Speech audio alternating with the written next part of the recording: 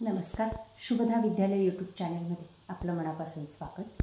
आज आपण इयत्ता 8वीच्या वर्गाचा मराठी विषयाचा तास घेणार आहोत आणि या तासाला आपण मराठीची द्वितीय सत्र संकलित मूल्यमापन चाचणीची प्रश्नपत्रिका आपण या ठिकाणी उत्तरासहित सोडवणार आहोत. ही प्रश्नपत्रिका आपल्याला चालू शैक्षणिक वर्षासाठी नक्कीच उपयोगी ठरणार आहे. यासारख्या नवनवीन व्हिडिओ पाहण्यासाठी आपल्या चॅनलला सबस्क्राईब करून बेल आयकॉनवर क्लिक करा. इयत्ता 8वी विषय मराठी द्वितीय सत्र प्रश्नपत्रिका उत्तरासहित. गुण 50, वेळ 2 तास. प्रश्न पहिला, उतारा वाचून सूचनेनुसार कृती करा. 1. लहान खड्डे. त्याचा उपयोग विचारला आहे. वारल्यांची कोंबड्या हीच खरी संपत्ती असते. त्यांना पिण्यासाठी पाणी मिळावे म्हणून लहान खड्डे करून ते पाण्याने भरून ठेवतात. यात त्यांची संवेदनशीलता दिसून येते. सारवलेला ओटा. वारल्यांच्या घराभोवती घराला लागून एक ओटा केलेला असतो. ते तो सारवतात. बसण्या उठण्यासाठी त्याचा उपयोग होतो. या उतार्याच्या आधारे आपल्याला या प्रश्नांची उत्तरं लिहायची. पुढचा प्रश्न आहे, गटात न बसणारा शब्द शोधून लिहा. वाडा, बंगला, महाल, खोपटं.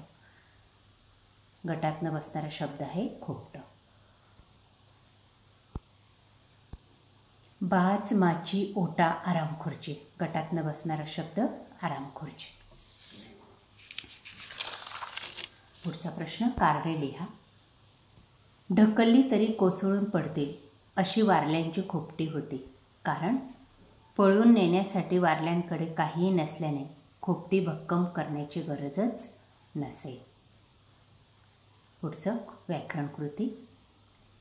खोपटे, खोपट्यांना. लाकूड, लाकडाचा. प्रत्यय लावायचा आहे. सहसंबंध ओळखा. झोपणे, झोपाळू. लाजणे, लाजाळू. गाव, गावकी. माणूस, माणुसकी. पुढचा प्रश्न, लेखकांनी वारली लोकांच्या घराचे जे दर्शन घडवले त्याबद्दल तुमचे मत लिहा. उत्तर, आपलेच देशबांधव हे किती हालाकीत राहतात. सर सांगत होते अजूनही अनेक ठिकाणी हीच परिस्थिती आहे. मनात आले त्या खोपट्यांना घर तरी म्हणता येईल का? घर म्हटल्यावर जे जे डोळ्यासमोर येते यापैकी काहीही त्या खोपटात नव्हते. सरकार त्यांच्याकडे का दुर्लक्ष करते असा विचार मनात आला. त्यानंतर विभाग 2 पद्य विभाग. कवितेच्या आधारे कृती करा. गोधडीची वैशिष्ट्ये. फक्त चिंध्यांचा बोचका नसतो.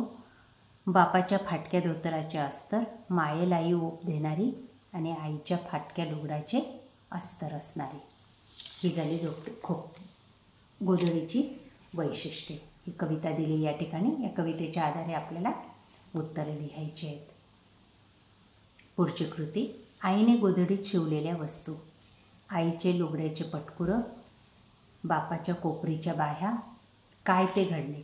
मामाने भाच्याला घेतलेला जीर्ण कुडता. माहेरहून आईने आणलेले लुगड्याचे पटकुरं. काव्यसौंदर्य. गोधडीला आईच्या फाटक्या लुगड्याचे आणि बापाच्या फाटक्या धोतराचे अस्तर असते. या ओळीतील भाव लिहा.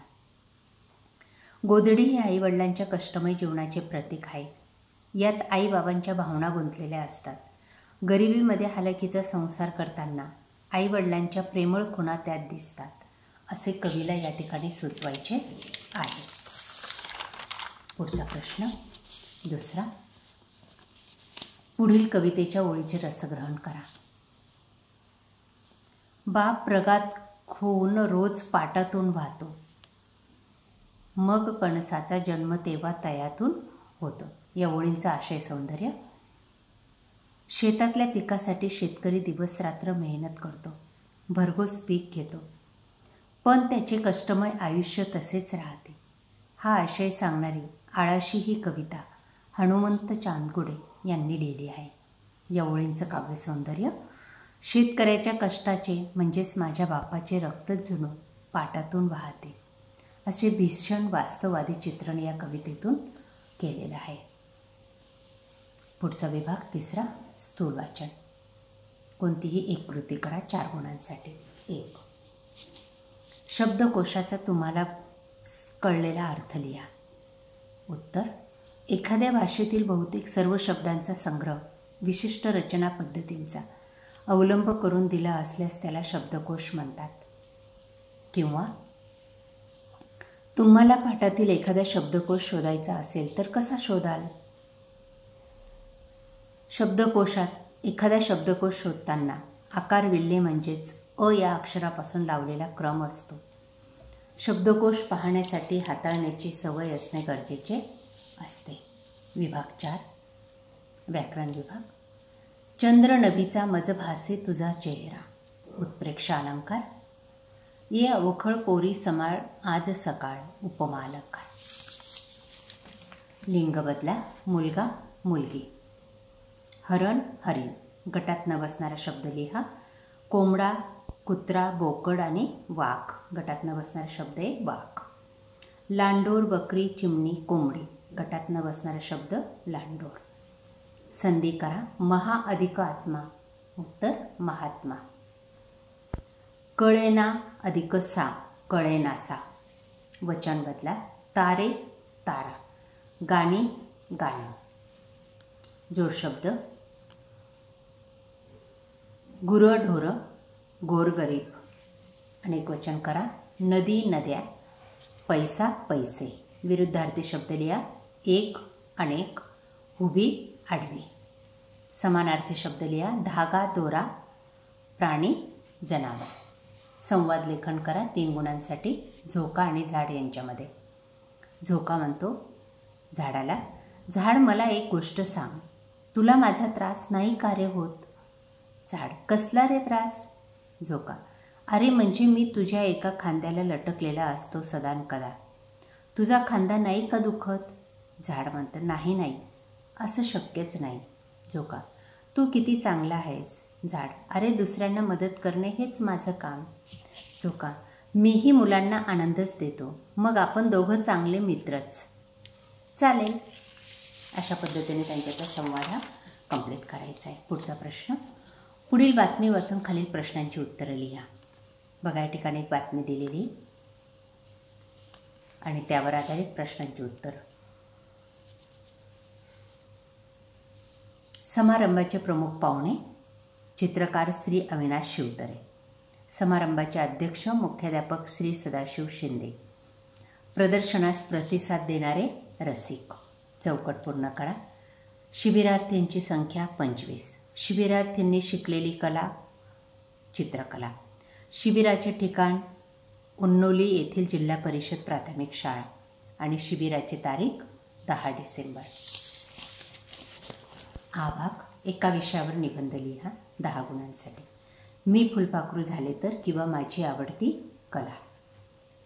बघा, मी फुलपाखरू झाले तर हा निबंध. तुम्हाला सिंड्रेला ठाऊक आहे काय? ती आपल्या जगा दोन्ही हातांनी चिमटीत अलगद पकडायची आणि डौलात व रुबाबात व पण हळुवारपणे चालायची. मी फुलपाखरू झाले तर वेगळ्या रंगाचे, वेगवेगळ्या नक्षांचे आणि आकाराचे हजारो झगे घालून सगळीकडे लहरत राहीन. सगळ्यांना विविध रंगाचे आणि विविध नक्षांचे वैभव दाखवेन. त्यांचे डोळे तृप्त करेन. जगभराची रंगीबेरंगी फुले पाहून घेईन. मी मध्यप्राशन करेन, म्हणजेच आनंद घेईन आणि जगाला सौंदर्याचे दर्शन घडवून देईन. आनंद घेणे आणि आनंद देणे हेच माझे जीवन असेल. जगातील हिंसा नाहीशी करेन.